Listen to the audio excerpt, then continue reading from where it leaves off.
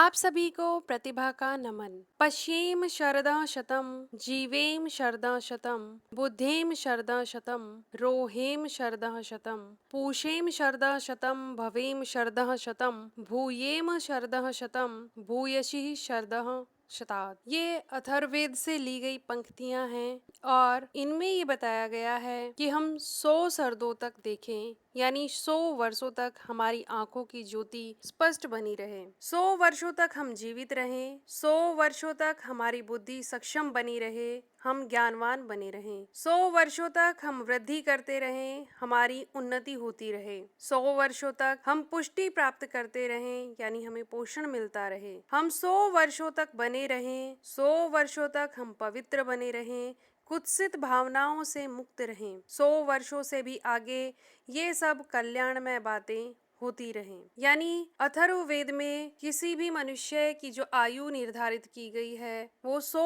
वर्ष निर्धारित की गई है, यानी कम से कम 100 वर्षों तक हम स्वस्थ रह सकें। और इसमें यहाँ जो शरद शब्द प्रयोग किया गया है वह सामान्यतः 6 वार्षिक ऋतुओं में से एक के लिए प्रयुक्त किया गया है, यानी एक साल में शरद ऋतु अवश्य आएगी, तो इसीलिए एक शरद का मतलब एक वर्ष से लगाया गया है। वेदों में जीवेम शरदः शतम्, ये मानव की आयु का ही निर्देश नहीं किया गया, बल्कि मानव को यह उपदेश दिया गया कि अपनी पूरी आयु का उपभोग करने के लिए आयुर्वेद के सभी नियमों को जीवन में ढालना आवश्यक है। यदि मनुष्य चाहता है कि वो अपनी 100 वर्ष की आयु स्वस्थ रहते हुए पूरी करे, तो उसको यह आवश्यक है कि वो आयुर्वेद के सभी नियमों का पालन करे। इसी के चलते वाग्भट ने ऋतुचर्या के विषय में बताया है कि माघ आदि दो महीनों की अलग अलग 6 ऋतुएं मानी गई हैं। इन ऋतुओं में वसंत ऋतु यानी चैत्र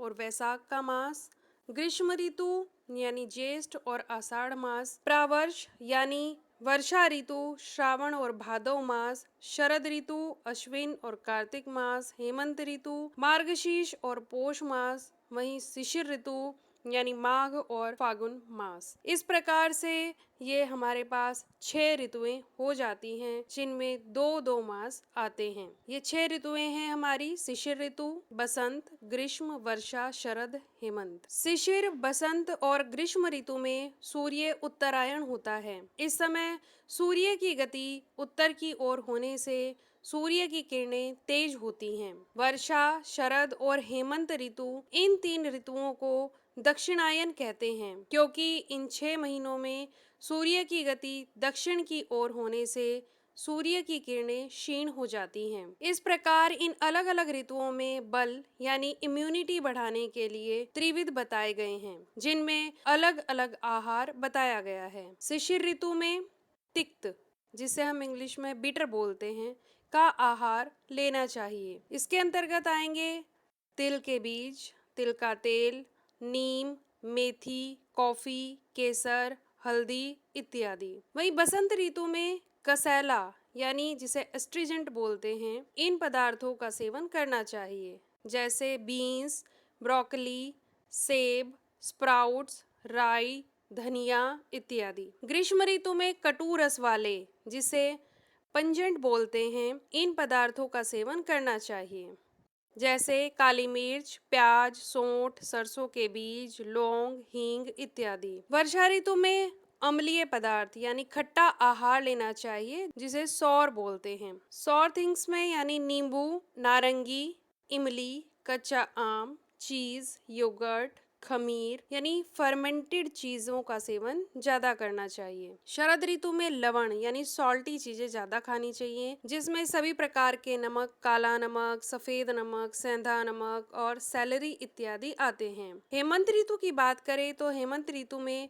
मधुर रस वाली चीजों का सेवन लाभप्रद होता है, यानी इसमें स्वीट जो चीजें हैं उनका सेवन ज्यादा करना चाहिए, जैसे गेहूं, खजूर, गुड़, केला, अंजीर, गाजर, घी, दूध, बादाम, काजू इत्यादि। ये सभी इनकी गिनती जो प्राकृतिक मीठा है यानी नेचुरल स्वीट है उनमें होती है। तो इस प्रकार से यदि हम ऋतुओं के अनुसार सभी रसों का सेवन करते हैं तो हमारी इम्यूनिटी पावर बढ़ती है, हमारा बल हमारी बुद्धि, हमारा स्वास्थ्य सभी के लिए ये लाभप्रद होता है। तो ये वीडियो थी कि आप कैसे उचित आहार लेकर हर मौसम में स्वस्थ रह सकते हैं। आई होप आपको मेरा ये प्रयास अच्छा लगा होगा। आप लोगों को वीडियो पसंद आई होगी तो आप प्लीज़ हमें कमेंट करके ज़रूर बताएं, जिससे हमारा मनोबल बढ़े। वीडियो को लाइक शेयर करना ना भूलें और चैनल को अगर अभी तक सब्सक्राइब नहीं किया है तो चैनल को सब्सक्राइब ज़रूर करें, ताकि आगे आने वाली वीडियोज़ का नोटिफिकेशन आपको मिलता रहे। Thank you so much.